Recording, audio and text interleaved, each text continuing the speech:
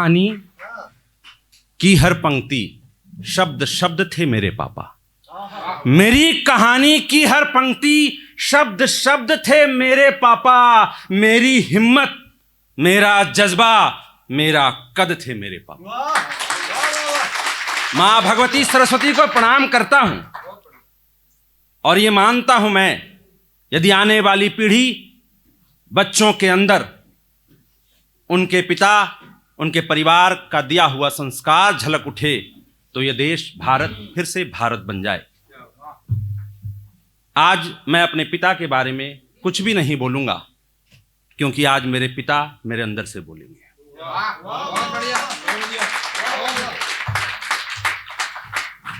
आप सभी का तहे दिल से आभार। यह एक पारिवारिक कार्यक्रम है और आप सभी मेरे विनम्र निवेदन पर आए।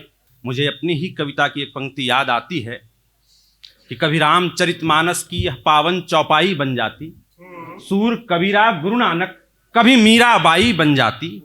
रामचरितमानस की यह पावन चौपाई बन जाती, सूर कबीरा गुरु नानक कभी मीराबाई बन जाती। वेदों की ऋचा कभी गीता की धारा बन जाती, दिनकर की हुंकार कभी कभी पंत निराला बन जाती। बनी गीत बसंती चोला तो फांसी का फंदा तौल गई, वंदे मातरम बन गरजी तो दसों दिशाएं डोल गई। 4 बांस 24 गज अंगुल अष्ट यही बतलाती है, जब राजनीति अंधी हो जाए कविता राह दिखाती है। जब राजनीति अंधी हो जाए कि उंगलियां ही निभा रही हैं रिश्ते, जुबां के पास वक्त ही कहां है। उंगलियां ही निभा रही हैं रिश्ते, जुबां के पास वक्त ही कहां है। और सभी टच में बिजी हैं पर कोई टच में कहां है। और आप और हम वो टच में आ सके। मुझे शंभू शिखर की एक पंक्ति याद आ रही है, लेनी थी जीत और हमने मात ले लिए, कितने हसीन देखिए जज्बात ले लिए। और दुल्हा बेचारा रील बनाने में रह गया, दुल्हन ने फेरे पंडित जी के साथ ले लिए। हाँ, आप आनंद में आ रहे हैं, धीरे धीरे हो गया। आइए कवि सम्मेलन को प्रारंभ करते हैं।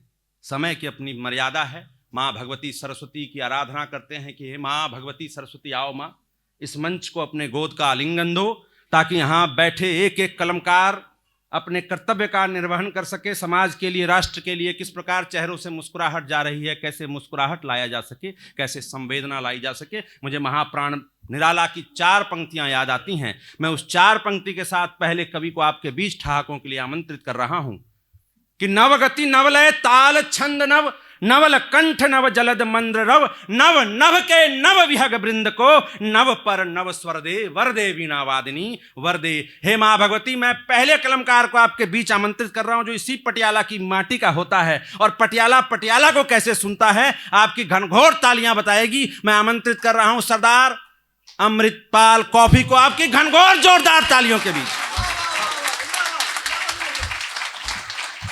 बहुत बहुत शुक्रिया। बिल्कुल मत घबराइए, मैं कोई लंबी लंबी कविताएं नहीं सुनाऊंगा। 4 पंक्तियां सुनाऊंगा आपके समक्ष, क्योंकि मैं लंबी कविताएं नहीं सुनाता हूं। मध्य प्रदेश की एक बात है सर, पहले बता देना चाहता हूं कि एक कवि ने इतनी लंबी कविता सुनाई, इतनी लंबी कविता सुनाई कि मुख्य अतिथि परलोक सिधार गए। तो कवि को जज के सामने पेश किया गया। बोले सर, इसने इतनी लंबी कविता सुनाई, इतनी लंबी कविता सुनाई कि मुख्य अतिथि परलोक सिधार गए, इसे फांसी की सजा दीजिए। तो जज साहब ने फांसी की सजा दी और कवि से पूछा, बता तेरी अंतिम इच्छा क्या है? बोला सर, मैंने वो आधी सुनाई थी।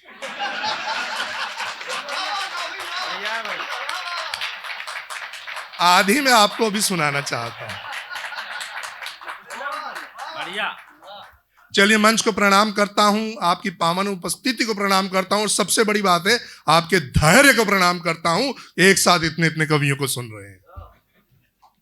मैंने बात की मध्य प्रदेश की। देखिए, हर जगह का अपना अपना अंदाज होता है, अपना अपना स्टाइल होता है सुनाने का। एक कवित्री वहां पे कविता सुना रही थी। देखिए, उसका अंदाज अपना था।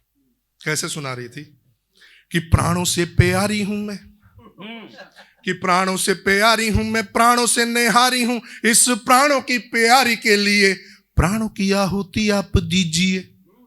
मुझे बात ही समझ में नहीं आई। मैंने साथ वाले कवि से पूछा, भाई साहब मांग क्या रही है? बोले अपने पति से प्राण मांग रही है। आपके पंजाब में नहीं मांगती? मैंने कहा हमारे पंजाब में मांगती नहीं है, निकाल ही लेती है। बढ़िया है भाई कॉफी।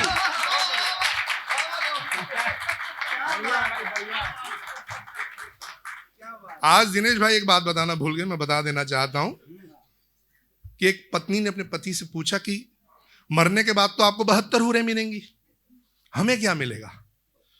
पति ने कहा आपको भी हम वहीं मिलेंगे, हम ही मिलेंगे। उसने कहा अच्छा, हमें यहां भी बंदर वहां भी बंदर। देखिए आप ना दो लाइनों से ही पता लग जाएगा आपको कि जो कवि है शादीशुदा है या कवारा है। जो शादीशुदा होगा वो इस तरह की कविता पढ़ेगा कि जमाने ने यूं ही बदनाम कर रखा है काजियों को। अरे फतवे तो रोज नए बीवी सुनाती है।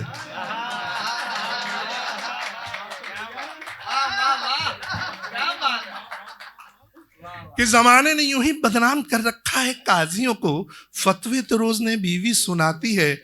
और जब बीवी फतवे सुनाती है अपनी तो कसम से जान ही निकल जाती है। और जो कवारा होगा, अभी तालियां कम आ रही है, जो कवारा होगा उसका अलग अंदाज होगा। वो इस तरह से कहेगा कि जमाने ने यूं ही बदनाम कर रखा है बीवियों को कि खर्च बहुत करवाती है। अरे हमसे पूछो, गर्लफ्रेंड तो पूरा लूट के ही ले जाती है। बढ़िया, अनुभव अच्छा है भाई का। देखिए ऐसी बात नहीं, हम संजीदा बातें भी करते हैं। अब मैं थोड़ी सी संजीदा बातें भी करना चाहूंगा। हम जो समाज में घटता है, जो समाज में होता है वही देखते हैं। ये हम उसी पे सुना रहा हूं 4 लाइनें कि कुछ निठल्ले क्या कहते थे। देखिए कि कैसे कैसे लोग कयास लगा रहे थे, सड़क पर बैठे निठल्ले बकवास पे बकवास किए जा रहे थे। कोई कहता है कि कहर बरपाती है, कोई कहता है कि कहर बरपाती है, कोई कहता है कि बिजली गिराती है। वो तो मजदूर की बेटी है साहब, पिता का बोझ कम हो इसलिए काम पे जाती है।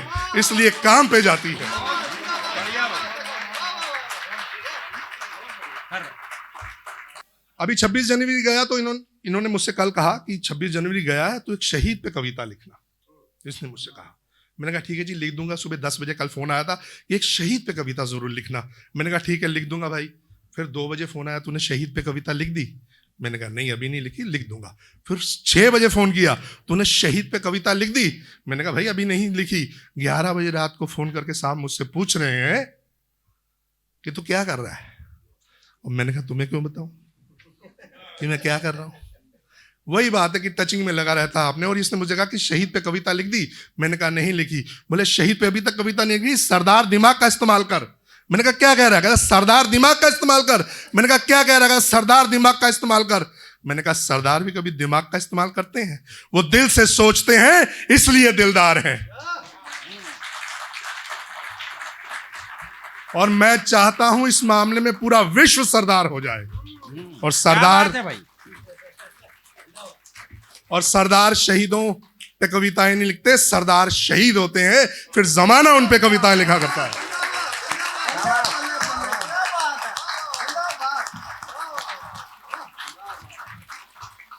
चार लाइनें सरदारों के लिए कि जिस पे रहमत है करतार की, कि जिस पे रहमत है करतार की, जो रखता लाज दस्तार की, दीन दुखियों के दर्द में काम आता, यही दास्तां है सिंह सरदार की। क्या बात है भाई, यही दास्तां है सिंह सरदार की। तो आप सबने सुना होगा, कई बार हम कहते हैं कि दिनेश जी ध्यान दीजिए, है ना। हम चेक करते हैं कि ये सो तो नहीं गया। तो कई बार हम जनता से कहते हैं कि तालियां बजाइए, तो हम ये चेक करते हैं कि जनता तो नहीं सो गई। क्योंकि जिस देश की जनता सो जाती है उस देश का सर्वनाश पक्का है। और ये हम कवियों का दायित्व है कि उन्हें जगाए रखना है। और इस मामले में साहित्य कलश और विस्टालैंड जो काम कर रहे हैं ये सच में सराहनीय है। एक बार जोरदार तालियां इनके लिए भी हो जाए।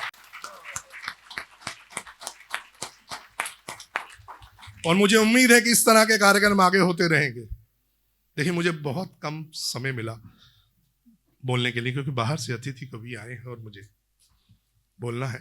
एक कविता तावीज सर, हाँ स्वागत भाई। वो बोल के अपनी जीवा को प्रणाम दूंगा कि एक आदमी सड़क पर तावीज बेच रहा था साहब, और चिल्ला रहा था कि आइए आइए हमसे एक तावीज बनवाइए, कि आइए आइए हमसे एक तावीज बनवाइए और अपनी हर समस्या का हल पाइए। कि काम में कोई बाधा हो, कि काम में कोई बाधा हो, प्रेम अधूरा आधा हो। संजीव जी, पति को बस में करवाइए, पति को बस में करवाइए, पति को बस में करवाइए। देखिए मैंने 3 बार बोला, किसी ने नहीं मांगा, सबके बस में। पति को बस में करवाइए, सास से छुटकारा पाइए, सास से छुटकारा पाइए। चलिए कोई बात, कि पति को बस में करवाइए, सास से छुटकारा पाइए। या प्रेम विवाह में रोड़ा हो या निकला कोई फोड़ा हो, या प्रेम विवाह में रोड़ा हो या निकला कोई फोड़ा हो, अपनी हर समस्या का हल करवाइए। हमसे एक तावीज बनवाइए, कीमत 500 500 500 500 500 500। बताइए भाई साहब किसको चाहिए, किसको चाहिए? मैंने आवाज लगाई, मुझे एक तावीज चाहिए। अब ध्यान से सुनिएगा कि मुझे कैसा तावीज चाहिए। मैंने आवाज लगाई, मुझे एक तावीज चाहिए कि प्रेम से हर किसी का नाता हो, कि प्रेम से हर किसी का नाता हो, भाई भाई के दुख में काम आता हो, और बेटी के जन्म पे बाप भी मुस्कुराता हो। मुझे एक ऐसा तावीज चाहिए। बहुत बढ़िया सरदार, बढ़िया बढ़िया कॉफी भाई, शानदार। कि प्रेम से हर किसी का नाता हो, भाई भाई के दुख में काम आता हो, और बेटी के जन्म पे बाप भी मुस्कुराता हो। मुझे एक ऐसा तावीज चाहिए कि अजान सुनकर हर किसी का सर श्रद्धा से झुक जाए, कि अजान सुनकर हर किसी का सर श्रद्धा से झुक जाए, और दिवाली में अली भी दिया जलाए। गुरु नानक की वाणी सुनकर हर कोई मंत्र मुग्ध हो जाए, गुरु ग्रंथ को हर कोई अपना ग्रंथ बताए। जो मजहबों और जातों की दीवारों को तोड़ दे, जो मजहबों और जातों की दीवारों को तोड़ दे, और उस मस्त मौला से मुझे जोड़ दे। मुझे एक ऐसा तावीज चाहिए, कीमत आप बताइए। बढ़िया भाई, मुझे एक ऐसा तावीज बताइए। तावीज वाला बोला, जाइए जाइए सरदार जी कहीं और जाइए। तावीज वाला बोला, जाइए जाइए सरदार जी कहीं और जाइए, और मुफ्त में यूं दिमाग न खाइए, और हो सके तो किसी अच्छे से डॉक्टर से अपना इलाज करवाइए। बहुत बढ़िया भाई, हो सके तो किसी अच्छे से डॉक्टर से अपना इलाज करवाइए। पर मुझे तो सच में कैसा ही तावीज चाहिए जो मजहबों और जातों की दीवारों को तोड़ दे और उस मस्त मौला से जोड़ दे। हाँ, मुझे सच में कैसा ही तावीज चाहिए जो मजहबों और जातों की दीवारों को तोड़ दे और उस मस्त मौला से जोड़ दे।